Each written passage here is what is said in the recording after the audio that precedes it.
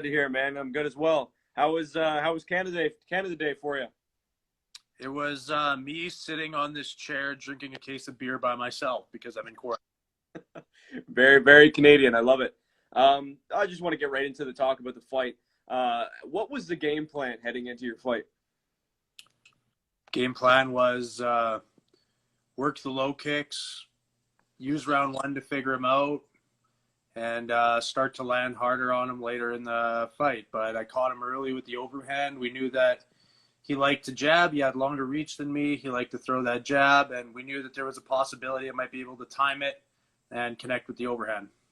Yeah, and man, you were able to time it. You mentioned drawing him in with the kicks, and that you did a great job of it because as soon as he popped in, you popped him with the right overhand. Amazing combination. I think me and a lot of other people expected the performance bonus. How shocked were you that you didn't get the performance bonus? Pretty shocked and even more choked, man. Honestly, I was pretty bummed when I saw that I didn't get it because I really, really think I deserved it there. Yeah, no, getting a first round knockout, especially with the caliber that you did it with. I don't know, man. It's just like it was weird to see that. You mentioned in your post-fight interview how you wanted to get that tip from the UFC, knocking out the guy with the win bonus. Any update on that there? No. Nothing. They said they would pass it on, and you got nothing. Well, I mean, it just means I haven't got it yet. It doesn't mean they're not going to send it, or maybe they won't. I have no idea. I know that I haven't got it yet, but it's whatever. Yeah. So your post-fight interview on that was, I think, one of the most legendary post interviews, in my opinion. You called out Maurice Green. I'm curious to see if you saw his finish on the same fight card. Yeah, I watched it. What was your opinion on seeing that? On the finish? Yeah. Some guys can arm triangle from the bottom. They usually have to be really strong, have kind of a weird kind of strength. It's not common that somebody can do that. I think it had a lot to do with Gian Vellante being really, really gassed. But yeah, Maurice has submissions. Like, he's got really, really long limbs. So, I mean, you have to be careful in certain positions like that for sure. Yeah, he mentioned that because you said you guys had the encounter at the pool. He said that your encounter was friendly. I'm curious to see, like, would you call that encounter friendly, or was it how did that encounter go? Yeah, he's a nice enough guy. I said, or he came up, he introduced himself, and I said, yeah, I know who you are. And he said, yeah, we were supposed to fight, right? And I was like, well, you turned me down. And he was like, oh, right. Well, I wanted a top 15 guy and whatever. Like, I called him out then, and he was friendly. He's a different guy for sure, but he wasn't an asshole or anything. But he turned me down in August, and I mean, I don't blame him for his logic, but I still want to kick his ass for it because that's an extra payday that I could have got. So is that your next fight in your eyes? Well, I mean, it doesn't matter. It's up to the UFC to see who I'm going to fight next. But I mean, if that one materializes, then great. Yeah. So I wanted to mention this to you. Ariel Helwani tweeted before your fight how you look like the stereotypical Canadian. I'm curious if you've got that before. I don't know if anybody's worded it exactly like that, but probably. I get it. I look like a hockey player. I have a mullet and a missing tooth, so that's really all he meant. Yeah. And I wanted to mention this as well to you because you seemed kind of pissed off at the fact people were even talking about 205. It seems ridiculous to me, at least, because you just got off of a huge win at heavyweight. It's a huge cut to get to 205. Why is that? Why do you think people are mentioning that to you? Because nobody can be content with anything. People want to bitch or complain about something.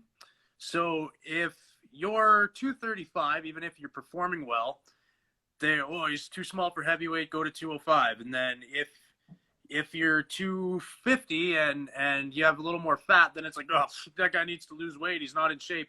No matter what, these fucking idiots are going to bitch, man. I don't care. Hey, let them bitch. Let them say their stupid ass shit. I'm not going down to 205, at least. Yeah, not in the immediate future. I would have to lose. I didn't really have a ton of fat when I fought. I would have to lose like 10, 15 pounds of muscle before the water weight cut. There's no point. I can tell you right now that if I did that and cut to 205, I would not be big at 205.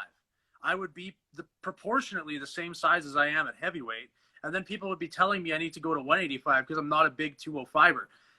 I'm serious. You're laughing, but I'm serious. That's how it would be. I don't know. I legitimately have heavy bones or something. I don't know, but no matter where I go, everybody's gonna say I'm small, which is fine. I'm not a guy that's really big and smothers guys against the cage. That's not my style. I move a lot, so it doesn't matter. Hey man, you're killing it. You're killing it at heavyweight. I don't personally. I don't see a reason to be dropping the weight, especially with that much of weight.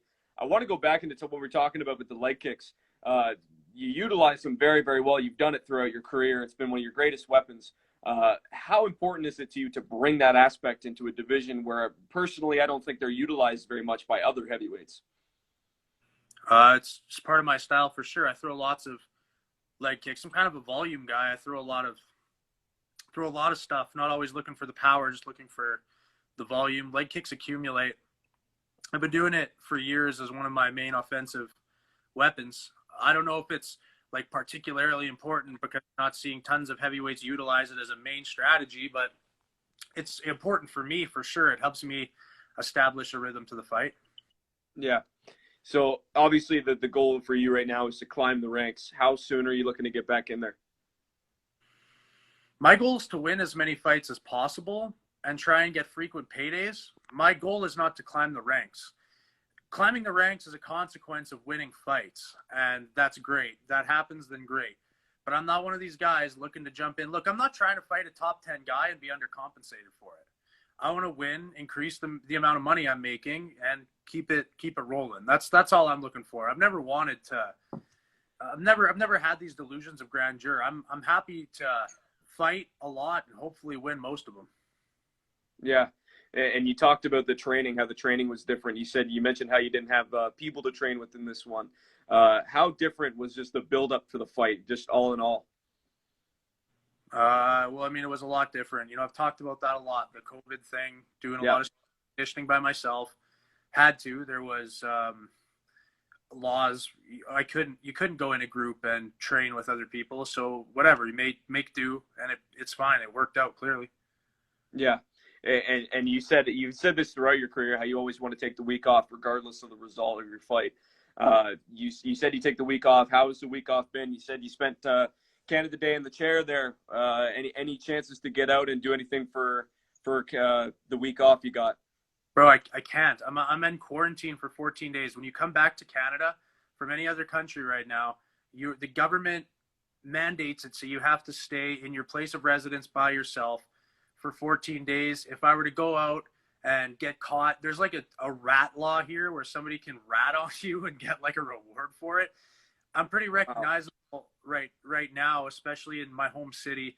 If I go out and I get caught, I'm facing big fines and jail time. So I'm just sitting in my condo. It sucks, but I mean, whatever. It's honestly, it's pretty stupid. I understand the precautions for COVID-19. I understand. But if I were to get a test and the tests come back negative and I not have COVID-19, I still have to stay in here for the duration of the 14 days, which is absolutely absurd, but that's the case. So I'm just sitting around, man. Yeah. So throughout when the quarantine time ends for you, if the UFC came to you and they said they want you to fill in for a short notice fight upcoming on Fight Island, are you looking to get back in there within soon coming up? Yeah, for sure. I wouldn't think twice.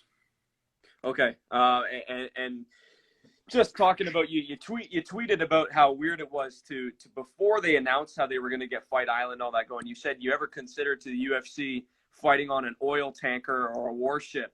Is that something that you would be down to do if it came to it? Yeah, of course. That'd be cool as fuck, man. Get fight. I'm not going to complain, but again, I'm good for Fight Island. I'm good for anywhere. I'll fight in Edmonton too.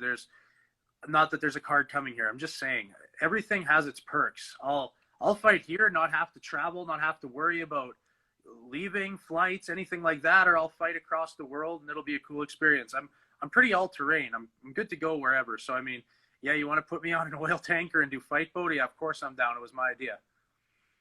They gotta give you some sort of credit for that, calling out the tweets and saying that that's where it's going, and then that would be an interesting deal. Talking about Fight Island, it seems that they want people for Fight Island that have these knockouts and have these flashy styles. And I would say that you have got a very flashy style, especially being in the heavyweight division. Fight Island, do you think that just speaks Tanner Boser? Okay, so I only have a. Am I freezing? Can you see me? Yeah, I can hear you. It says it's buffering, but we can still hear you, so you should be good.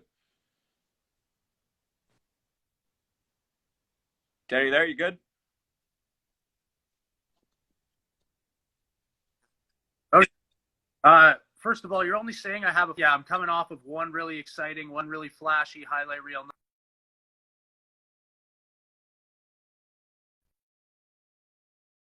It as an extremely exciting fighter, but yeah, I'm good for.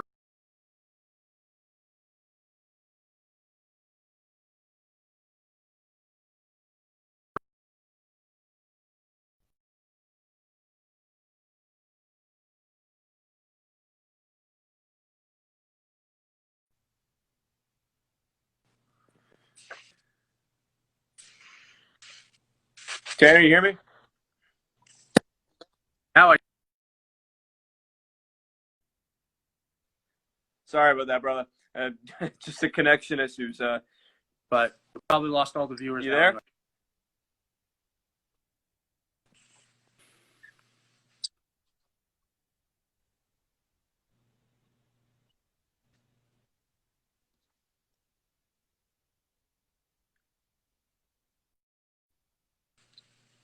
Can you hear me? Is it working now, or? Yeah, looks like we're good. Finally. I can hear it. Okay. Yeah. I should get you out of here. I just wanted to mention that. Yeah, you were saying about the flashy style. Yeah, I was saying that I think you're mistaken.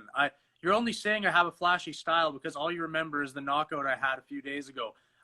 I've been criticized for having a book for years, so everybody suddenly thinks I have a flashy style. Yeah, guess what? I don't. I have a style that's good for winning. So I'm good for Fight Island. I'm good for wherever. But yeah, I seriously mean it. I fight whenever, wherever, however. I don't care. But yeah, if you're saying that they should get me on there because I have a flash style, that was one time. You might want to slow your roll. Hopefully it keeps going, and hopefully I keep knocking guys out. But I ain't opposed to winning a decision now and then.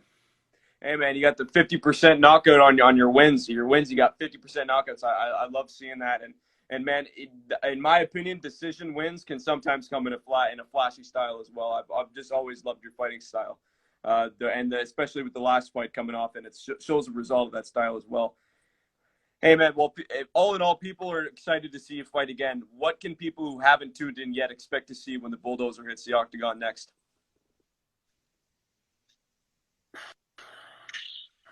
Well, hopefully they're there to see me win, but I mean, I don't know. They can see.